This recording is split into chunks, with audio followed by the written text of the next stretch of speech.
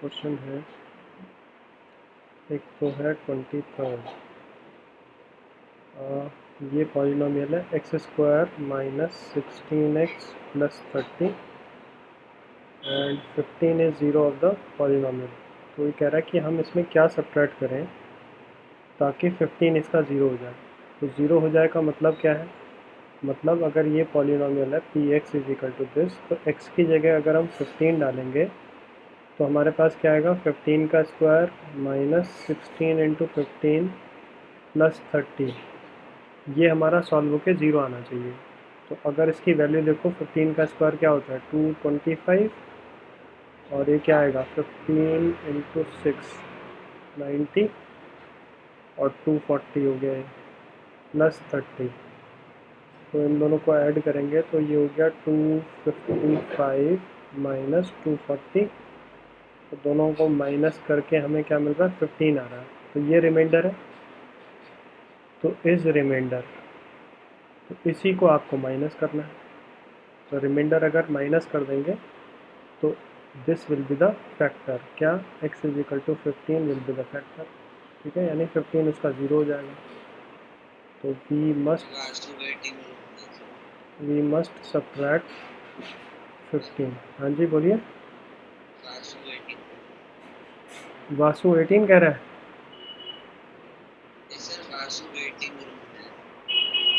हाँ वेटिंग में, अच्छा मतलब है।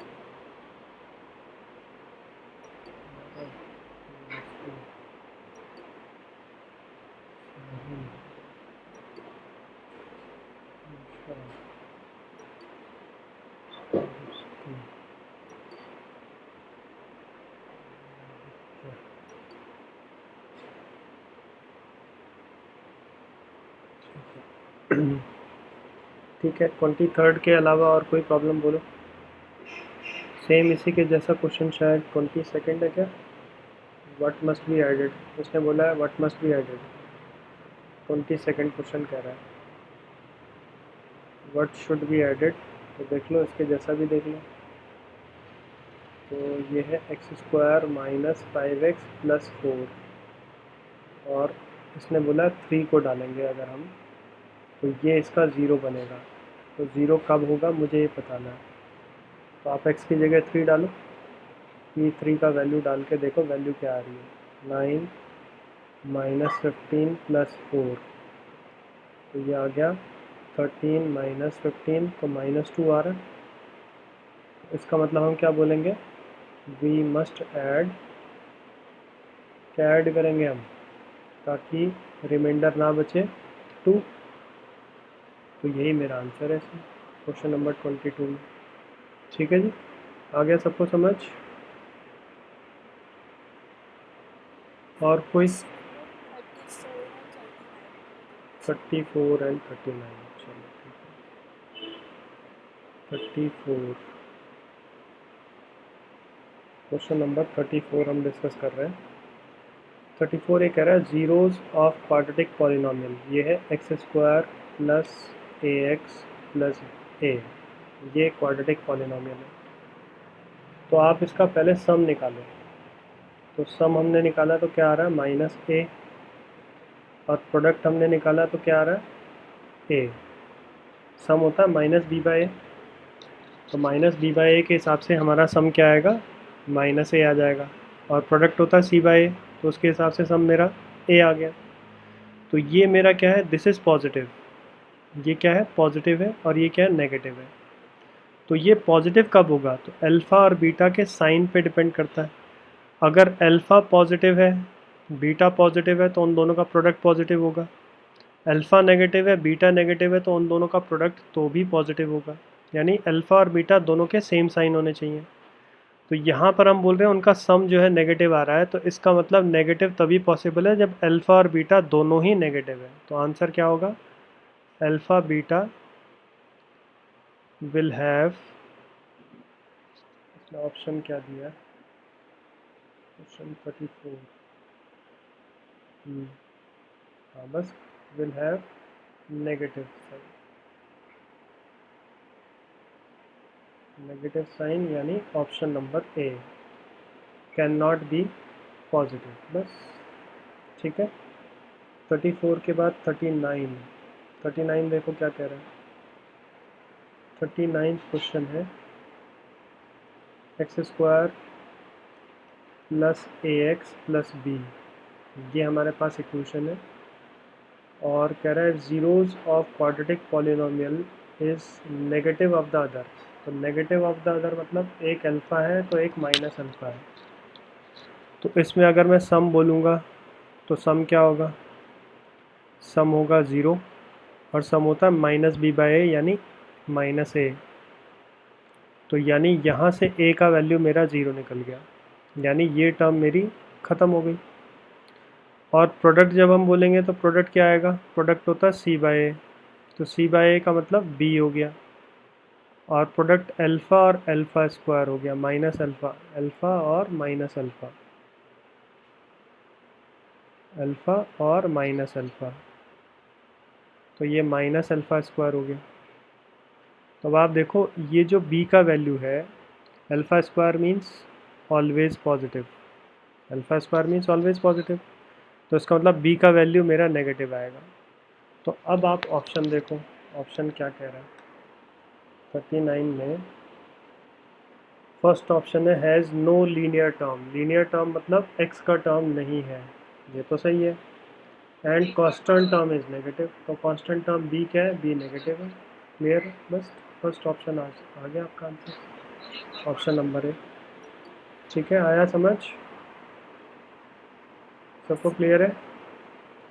सैम आपका माइक ऑन है बेटा, अगर आपको कुछ बोलना है तो ठीक है, नहीं तो बंद करो सर। फिर इसके अलावा और कोई डाउट है किसी को, बोलिए। कोई बच्चा कह रहा था 20 सेकेंड, 20 सेकेंड तो हमने कर ही लिया, ठीक है। 36 बेटा, लास्ट वाले में बोला है कि दोनों के अपोजिट साइन है, यानी अल्फ़ा और माइनस अल्फ़ा है, तो सम इन दोनों को प्लस करेंगे तो वैल्यू तो ज़ीरो आएगी ना। अल्फ़ा और माइनस अल्फ़ा को हमने सम किया तो वैल्यू ज़ीरो आ गई। तो सम क्या होता है, माइनस बी बाई ए होता है, तो यानी ए का वैल्यू मेरा कितना निकल के आ गया, ज़ीरो निकल के आ गया। फिर प्रोडक्ट होता है सी बाई ए, तो सी बाई ए का मतलब क्या हो गया, प्रोडक्ट है मेरा ये बी, तो एक अल्फ़ा है और एक माइनस अल्फ़ा है, इन दोनों को प्रोडक्ट करेंगे तो माइनस अल्फ़ा स्क्वायर आएगा। तो अल्फ़ा स्क्वायर तो हमेशा ही पॉजिटिव होता है, आगे माइनस लगा है, दैट मीन्स बी का वैल्यू हमेशा ही नेगेटिव होगा, बस।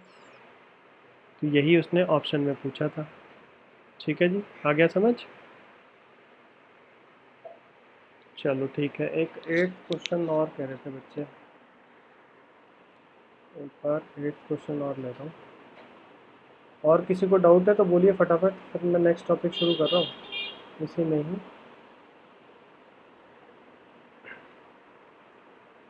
चलो क्वेश्चन नंबर 8 देखो क्या है। 8 है, ये इक्वेशन है A X square plus B X plus C, इसके has no real roots, has no real roots. इसके अलावा A plus B plus C is less than zero, ये है क्वेश्चन। मुझे सी का साइन बताना है कि सी क्या होगा। ऑप्शन ए है हमारे पास कि सी ज़ीरो होगा, ऑप्शन बी है हमारे पास सी ग्रेटर देन ज़ीरो होगा, ऑप्शन सी है कि सी लेस देन ज़ीरो होगा, और ऑप्शन डी है नन। तो अब आप सबसे पहले तो यहीं से ही हम रिज़ल्ट कंक्लूड कर सकते हैं, यहाँ से आप समझो। इस क्वेश्चन में a प्लस बी प्लस सी का वैल्यू बोला है लेस देन ज़ीरो है, और ऐसा कहीं नहीं बोला है कि a का वैल्यू b से बड़ा है या छोटा है, ऐसा कहीं नहीं बोला है। ठीक है जी, तो अब ये कब पॉसिबल है कि तीनों का सम नेगेटिव आ जाए, बताओ ज़रा, तीनों का सम नेगेटिव आ जाए। अगर हमें ये नहीं पता कि a बड़ा है, b बड़ा है या c, पहले तो अगर तीनों टर्म पॉजिटिव है तो तीनों का सम नेगेटिव तो हो नहीं सकता, तो इसका मतलब ये तो क्लियर है कि तीनों टर्म पॉजिटिव नहीं है, यानी c ग्रेटर देन ज़ीरो हो ही नहीं सकता, ऑप्शन ही ख़त्म हो गया। फिर दूसरा ऑप्शन, आप ये जानते हैं कि रियल रूट्स कब होते हैं? जब बी स्क्वायर माइनस 4ac मेरा क्या होता है, लेस देन ज़ीरो होता है, तब होते हैं रियल रूट्स। तो बी स्क्वायर अगर ये कह रहा है कि सी मेरा ज़ीरो हो जाए, तो यहाँ पर सी ज़ीरो हो जाएगा, तो ये टर्म तो मेरी ज़ीरो हो जाएगी, तो सिंपली क्या बचेगा, बी स्क्वायर। तो बी स्क्वायर तो हमेशा पॉजिटिव है, तो इसलिए ये भी पॉसिबल नहीं है। तो यही मेरे पास एक पॉसिबिलिटी है कि सी मेरा लेस देन ज़ीरो हो। क्यों? क्योंकि अगर ए बी सी तीनों ही नेगेटिव होंगे तो तीनों का सम मेरा लेस देन ज़ीरो आएगा। तो ऑप्शन नंबर सी मेरा करेक्ट ऑप्शन आ जाएगा कि सी इज़ लेस देन ज़ीरो। ठीक है जी, आया समझ? चलो आगे बढ़ रहे हैं। अब हम कुछ क्वेश्चंस को और टेकअप कर रहे हैं इसी में ही। पॉलिनोमियल के ऊपर जो सब्जेक्टिव वाले क्वेश्चंस हैं, ये तो ऑब्जेक्टिव वाले क्वेश्चंस थे, तो सब्जेक्टिव वाले क्वेश्चंस को हम टेकअप कर रहे हैं। अब ये वाला क्वेश्चन देख लो। क्वेश्चन है, अच्छा एक क्वेश्चन और था इसमें, एक क्वेश्चन मैं ही ले लेता हूँ। क्वेश्चन कुछ इस तरह से है कि ज़ीरोज़ मुझे दिए हुए हैं, ज़ीरोज़ हैं 3 और सपोज़ 6। तो हमें बताना कि how many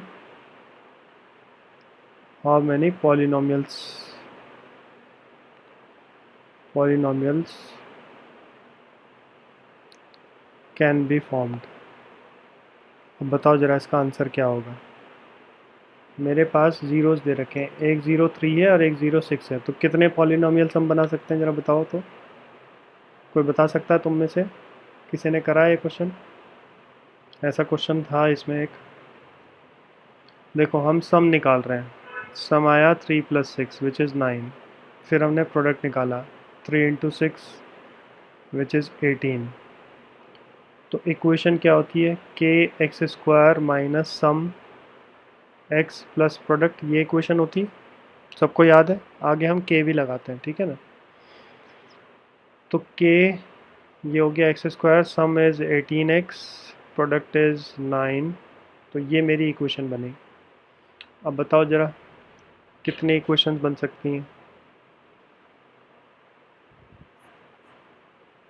sir what is being done, अच्छा बेटा हम पॉलिनोमियल ही कर रहे हैं, तो इसलिए हम बोल सकते हैं। अच्छा मैंने गलती से उल्टा कर दिया, नहीं, सम और प्रोडक्ट को मैंने पलट दिया। तो सम 9 हो गया, प्रोडक्ट हो गया 18। तो के का वैल्यू आप अलग अलग करोगे तो there can be infinite polynomials. ठीक है जी, इनफाइनाइट पॉलिनोमियल्स, ये आंसर आएगा। जो हमारे पास मैंने असाइनमेंट दिया उसमें दिया था, एक ऑप्शन था 1, मतलब ऐसे था। ऑप्शन ए था 1, ऑप्शन बी था 2, ऑप्शन सी था 3 और ऑप्शन डी था मोर देन 3। ठीक है जी, तो ये मेरा करेक्ट ऑप्शन आ जाएगा। चलो अब हम पॉलिनोमियल में ही एक टॉपिक ले रहे हैं जिसमें डिवीजन करते हैं। ये है क्वेश्चन हमारे पास, असाइनमेंट का ही क्वेश्चन टेकअप कर रहा हूँ, क्वेश्चन नंबर 30। असाइनमेंट में क्वेश्चन नंबर 30 मैं टेकअप कर रहा हूँ। ये हमें पॉलिनोमियल दे रखा है 3x⁴ + 6x³ -2x² -10x - 5। ये हमें पॉलिनोमियल दे रखा है और इसके दो ज़ीरोज़ हैं, √5/3 एक ज़ीरो है और एक ज़ीरो है -√5/3। ये दो ज़ीरोज़ हैं हमारे पास, ठीक है। तो मुझे क्या करना है, मुझे इसमें बाकी ज़ीरोज़ बताने हैं, ठीक है। तो आप क्या करेंगे, पहले x = हो गया √5/3 और x = हो गया -√5/3। तो इसको लेफ़्ट साइड पे लाएंगे तो ऐसे हो जाएगा x - √5/3, एक ये हो गया। इसको लेफ़्ट साइड पे लाएंगे तो x + √5/3, एक ये हो गया। तो मल्टीप्लाई किया तो ऐसे हो जाएगा x², मतलब फॉर्मूला बन जाएगा a + b। हाँ क्या हुआ?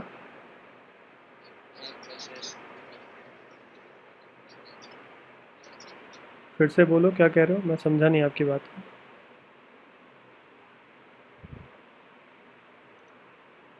जो भी हम स्टेप्स हम्म, उल्टा करना है मतलब?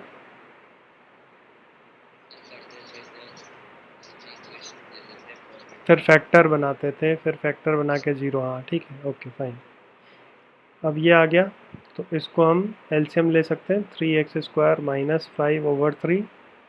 तो अपॉन वाले 3 को आप इग्नोर करो और सिंपली इससे आप इसको लॉन्ग डिवीजन करो आप गिवन पॉलिनॉमियल को। x⁴ plus 6x³ minus 2x² minus 10x minus 5, इससे आप इसको डिवाइड करो। तो डिवाइड करेंगे तो 3x² है, यहाँ है 3x4, तो 3x⁴ है और 3x², इन दोनों को डिवाइड करेंगे, यानी फर्स्ट टर्म इसकी और इसकी दोनों की फर्स्ट टर्म को आप आपस में डिवाइड करिए। तो डिवाइड करके क्या मिलेगा, सिंपली आपको मिल रहा है x², तो यहाँ लिख लेंगे हम x²। तो x² को फर्स्ट टर्म से मल्टीप्लाई करेंगे तो 3x4 हो गया, सेकंड से मल्टीप्लाई करेंगे तो 5x² हो गया, ऐसे लाइक दिस। ठीक है जी। उसके बाद आप इनको साइन चेंज कर दो, तो ये वाली टर्म नीचे आएगी 6x³ और 5 में से इसको माइनस करेंगे तो 3x² हो गया। फिर सबसे आगे वाली पहली टर्म क्या है, 6x³ और यहाँ पर पहली टर्म क्या है, 3x², इसको डिवाइड करो। तो डिवाइड करके क्या आया, 2x आया, तो यहाँ पर लिख लेंगे प्लस 2x। तो ये हो गया 6x³ एंड 5 2 ज़ा 10x, उसको पीछे लिखेंगे, x वाली टर्म x के नीचे, माइनस 10x, और ऊपर से ये माइनस 10x नीचे लिख लो, माइनस 5। अब फिर से आप साइन चेंज कर दो, साइन चेंज करेंगे तो ये माइनस हो गया, ये प्लस हो गया, तो ऊपर से ये वाली टर्म नीचे कैरी हो जाएगी लाइक दिस, और 10x वाली टर्म कट गई तो ऊपर से ये -5 नीचे कैरी होगा, बस। तो अब यहाँ पर 3x² है, यहाँ भी 3x² है, तो दोनों सेम है, तो यहाँ पर हम +1 ले लेंगे। तो ये आ गया 3x² माइनस 5, आपका 0 आ गया। तो मेरे पास फाइनली ये कोशेंट आया, और इस कोशेंट में मिडिल टर्म स्प्लिट कर लो तो ये मेरा कुछ इस तरह से कन्वर्ट हो जाएगा, और इन फैक्टर्स को 0 पुट करिए और दूसरे वाले को भी 0 पुट करेंगे, तो x का वैल्यू मुझे मिल गया -1 और यहाँ से भी आ गया -1। तो फाइनली हम बोलेंगे ज़ीरोज़ आर क्या क्या थे, पहला ज़ीरो था √5/3, दूसरा ज़ीरो -√5/3, तीसरा ज़ीरो 1, चौथा ज़ीरो -1। ये मेरा फाइनल आंसर है बस। बताओ जी, सबको क्लियर है कि नहीं? ठीक है बच्चों, आ गया समझ?